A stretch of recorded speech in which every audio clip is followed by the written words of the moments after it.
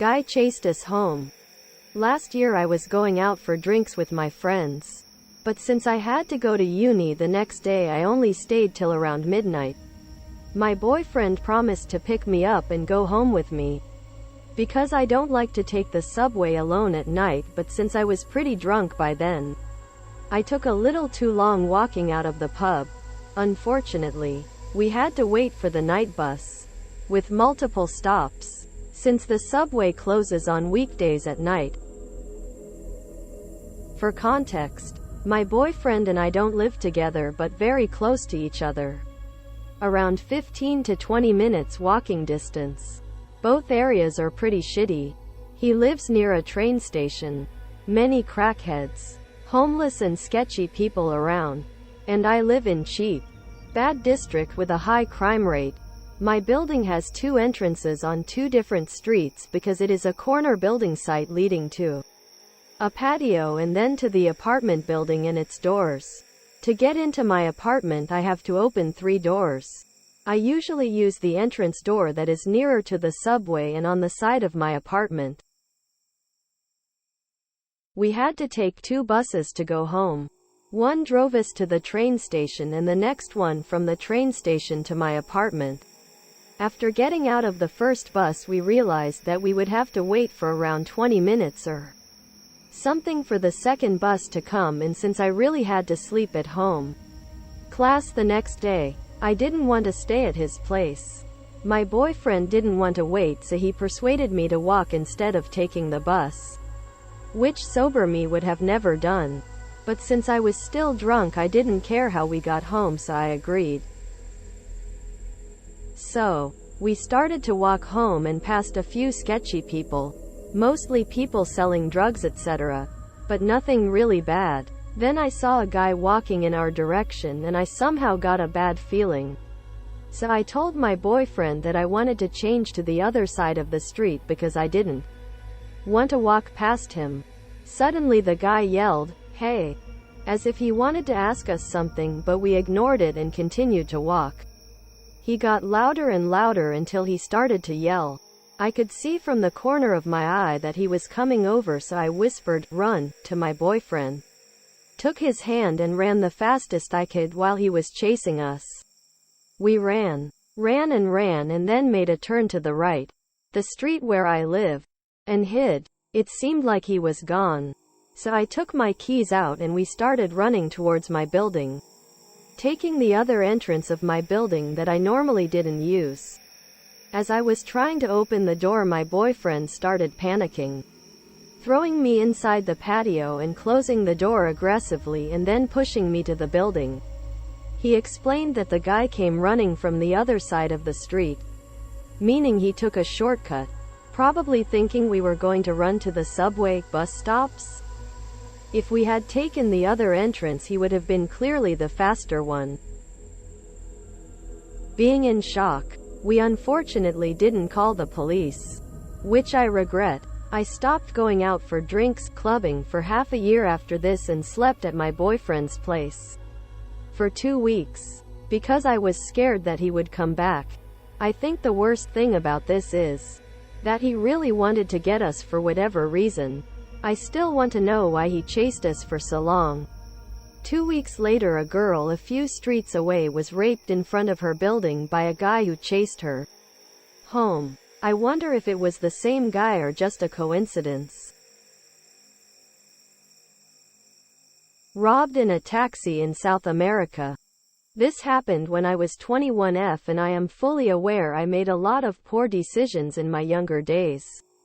I am very lucky to have survived, and here is one of my stories. I have just met up with a cousin at the mall I hadn't seen in a long time.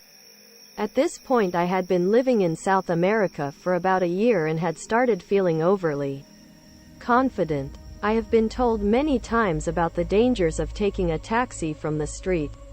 Some people always take them and some people never do. It's obviously never worth the risk. But I look obviously foreign and I should have known better. My cousin says, "I always take street taxis, I'll find us a good cheap one." This was my first time ever taking a street taxi. She finds one and waves me over.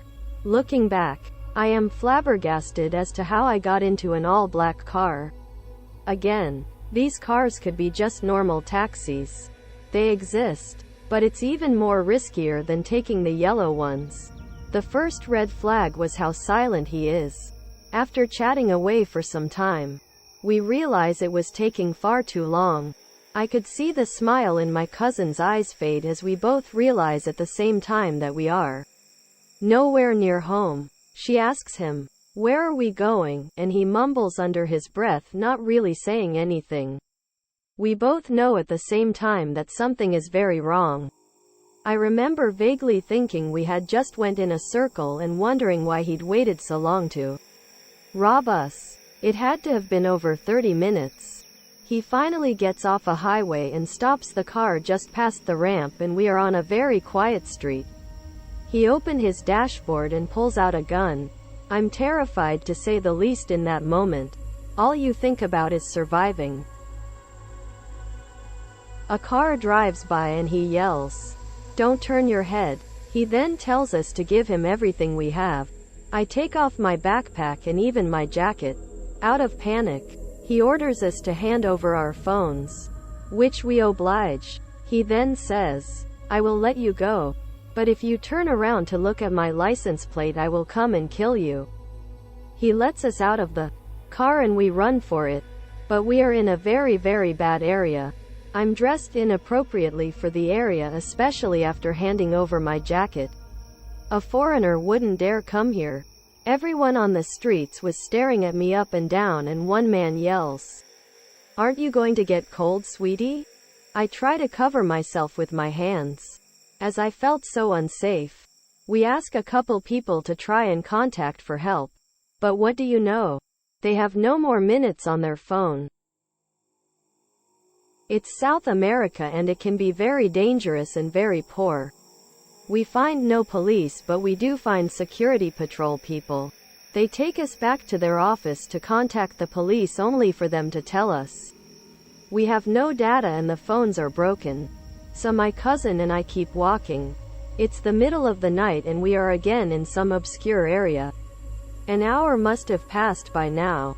Then we see a police car and we are running for it. We tell them we had just been robbed and they ask, "Did you get a license plate number?" I reply, "No." The police officers shrug and say, "He's probably at the club now celebrating all the money he made," and proceeded to laugh. I then ask to use their phone to have someone come pick us up, to which he says, "Hurry up. I don't have much data." We get home, but I find out that the person who robbed us used my cousin's phone to contact her family. Luckily, she was already with her parents at that time when they called. But there was a woman in the background crying hysterically, faking to be my cousin, and they were trying to get a ransom from her parents. He was never found and nothing was done. I wonder what would have happened if it had just been one of us. And I am grateful that nothing more sinister happened. A week later, my friend and I are ordering a taxi. The safe way, of course. While we are waiting, a similar black car pulls up next to us, asking if we need a taxi. We immediately say no. As he drives off, I turn to look at his car. And what do you know? He has no license plate in broad daylight. I'm not insinuating it was the same person. Of course it wasn't. There are over 10 million people in the city. My point is that it happens a lot in South America, and to never get too comfortable. This experience made me realize what it's really like to live in a developing country. Even if you have money and stay in good areas, you always need to be on high alert, and no one is immune to the constant fear of, "Will I be robbed today?" When I stopped in Miami to visit a friend and we went out, she said, "You're not in $*@*, and anymore you don't need to hide your phone. Please don't let this prevent you from traveling. But do be aware and always listen to the local advice. They know better than anyone." Silly me. I was listening to the backpackers who'd only arrived 2 seconds ago. 8 years later and I am still hyper-aware in taxis, Ubers, etc. Thieves tried to shoot me in the head when I was 15. This story goes back to the year 2015. It was around 8 p.m. and it was summer. So at that time it was just getting dark. I live in a town where a crime almost never happens. It is a very safe rural area with few people. Here all the shops close early. So that night I went shopping around 7:40 and everything was quiet. I didn't have enough money to pay. So I bought, and when I got home I had to go out again to take the rest of the money I needed to pay to the store. I was listening to music. I had bought new headphones and was trying them out. I was walking 2 blocks from my house when a motorcycle with 2 men came out of nowhere. The man behind got out and took out a gun, pointed it at my head and started yelling at me to give him my things. I was paralyzed, but I managed to yell no. He yelled at me again to give him my cell phone. He yelled, "Give me everything. Give me everything," and I just squeezed my cell phone and headphones and yelled, "No. No. These are my things," over and over again. The whole time was pointed at my face from a meter away or less than meter. When the guy with the gun saw I wouldn't give them anything he fired. I saw very clearly how he pulled the trigger on the gun. He got on the motorcycle with the other man and they left at full speed. I didn't get shot at. I don't know if it was a real gun or fake. If it had bullets in it or not. I don't know anything. Plus it was just after dark. But it is the most terrifying experience I've ever had. As soon as they left I ran out and got to the store where I was going first. I arrived crying and shaking. It was hard for me to speak. I asked for help and they called my mom, who came to pick me up in a taxi because I didn't want to walk home even though it was 4 streets away. That was the first and last time I experienced a robbery attempt. It was the most damn stressful situation I've ever been through.